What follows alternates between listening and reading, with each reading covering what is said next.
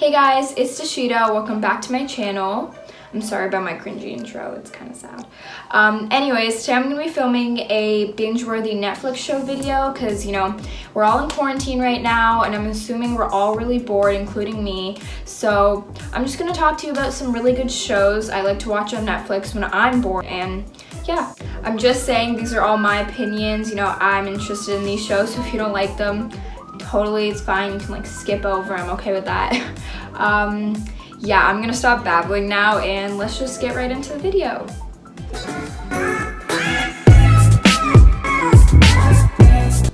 Okay, so first off, we have Grey's Anatomy.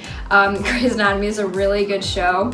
I'm actually not done the show yet. I'm currently watching it and I'm like really obsessed with it. It's a really good like medical show, and there's also a lot of like drama and stuff like that. And if you're into that stuff, definitely watch it. The main character is Ellen Pompeo as Meredith Grey, and it's basically just about these surgeons who are just out of med school and they start their internship in season 1, and then they go on to their residency and like fellowship and, you know, become attendings and stuff like that. So it's really interesting. You learn a lot. Like, I've learned a lot of, you know, medical terms and stuff like that. Makes me feel pretty smart, not gonna lie. There's a lot of plot twists and stuff like that. There's a lot of seasons, by the way. It's like an ongoing show, so currently there's 16 seasons. So a lot of people I know don't want to watch it because they're like, oh, it's gonna take forever. There's a lot of seasons, but I promise you, it's totally worth it. Like, I was hesitant at first, but I love it now, and like it's totally like worth watching it. Very good binge-worthy show, so 10 out of 10 recommend. I'd know you anywhere. You're the spitting image of your mother. Welcome to the gang. Okay, so next we have You. That's what the show is called. Yes, it's called You. It's basically about this guy who like falls in love with like a specific girl. Like in season 1, he falls in love with this one girl and he basically becomes obsessed with her. Like, he's a stalker, he's a murderer, you know, he's not a great person, but honestly, I love him. And you just see his journey throughout and how he becomes so attached to the girl, and then he actually gets with the girl, you know, and it's just like, it's a really good like storyline, I guess. And the main character's name is Joe Goldberg, and Penn Badgley plays his role, and it's honestly really interesting seeing how smart he is and how he has everything planned out. And if you're into those kind of things, like, I don't know what you'd call it, like mystery, murder. I don't know what the what do you call it? I don't know what the genre is because I'm dumb and I don't know what genre you would call this, but you know what I mean, right? It has a very good storyline, and he's a stalker, but I promise it's very interesting. There's only 2 seasons, so definitely you can binge it. I would recommend it too. It's like a solid 9 out of 10.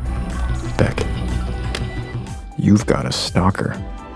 This is why I took up jogging.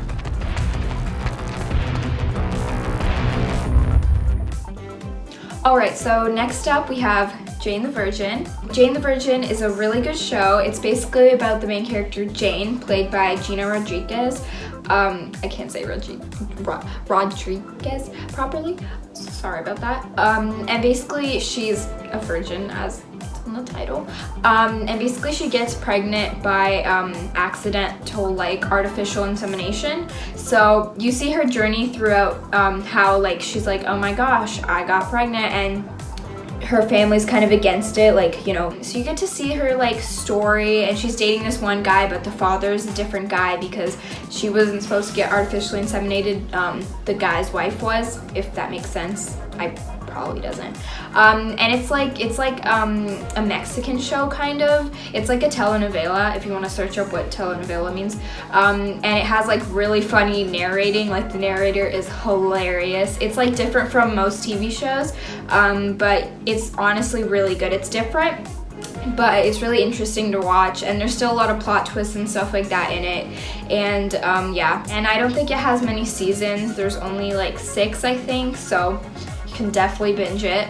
Yeah, Jane the Virgin, pretty good show. Pink means pregnant.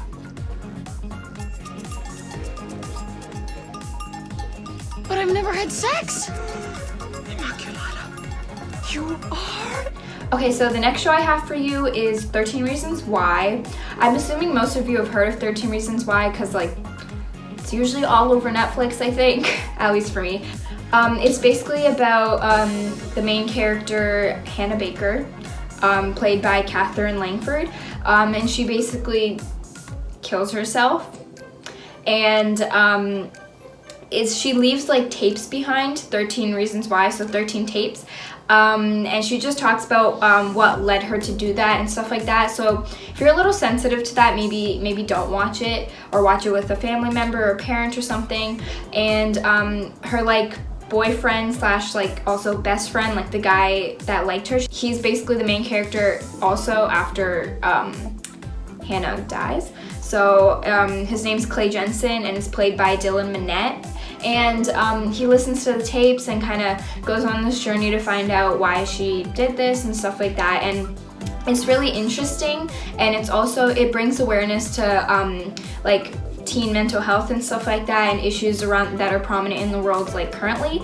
And you know, I find it very educating, but also like a very interesting story, you know. There's that drama that goes on and stuff like that. So if you're into that stuff, definitely watch it.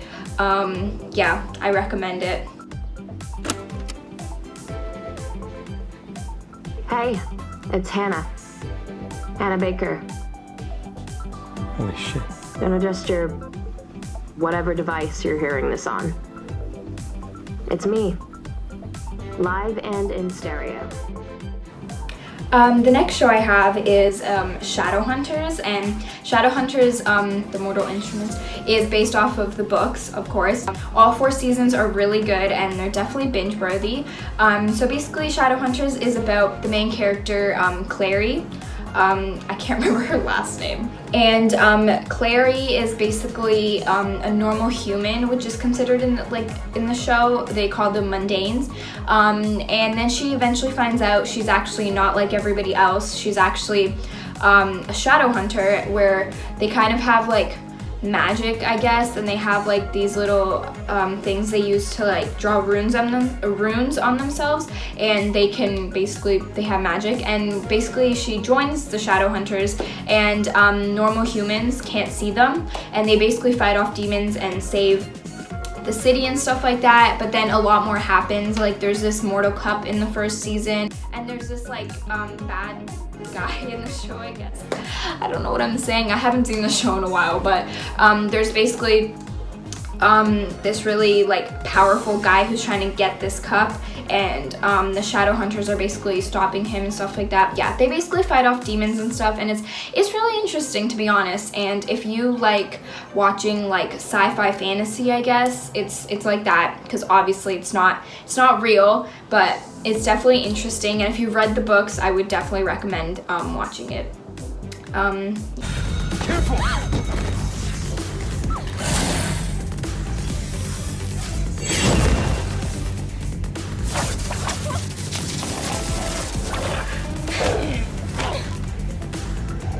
Are you hurt?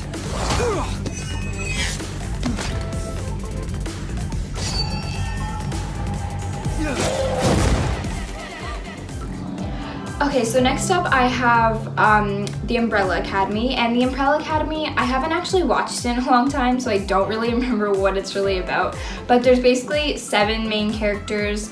Can't remember all their names, to be honest. These 7 people basically all have like powers, and they were magically all born at the same time, same day. So they're twins, but not twins because they had different birth mothers, and they all were adopted by the same person.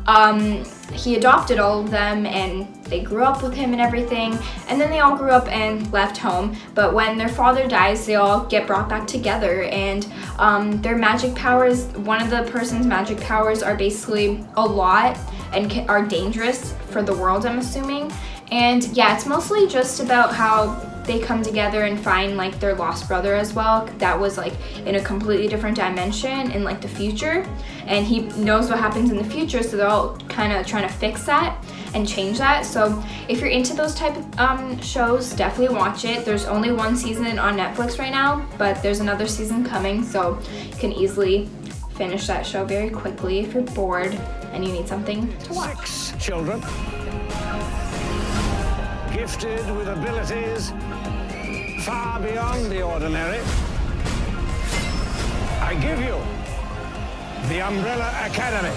Alright, so those are my Netflix recommendations, binge-worthy shows you can watch. If you're bored, you know, grab yourself a bowl of popcorn, sit down, watch it, you know, because quarantine is not really fun. I do not like being stuck in my home for so long. It kind of sucks. Anyways, if you like this video, give it a thumbs up. Please subscribe to my channel because 98% of you that watch my videos aren't actually subscribed. So just click the red button down there. It doesn't do you any harm. Yeah, turn push notifications on. Yeah. And comment down below if you've seen any of these shows, and let me know what videos you want to see down below, because I will definitely film those videos for you because I'm in quarantine and I'm bored. So yeah, thanks for watching. Bye. Oh yeah, look at my amazing Netflix poster I have in my room. Please appreciate it. It's full of all the shows I just talked about, except for Grey's Anatomy because I just started watching Grey's Anatomy. But please follow my TikTok. Follow my Instagram, add me on Snap. I'll link them all down below. Yeah, thanks for watching though. We'll just add this at the end of the video after the end card. Or before the end card. I don't know. And if you go to my school, pretend you didn't see this video. Yeah, just pretend you didn't watch it because it's a cringy video and I go to your school, you know me. So just ignore that. Thank you.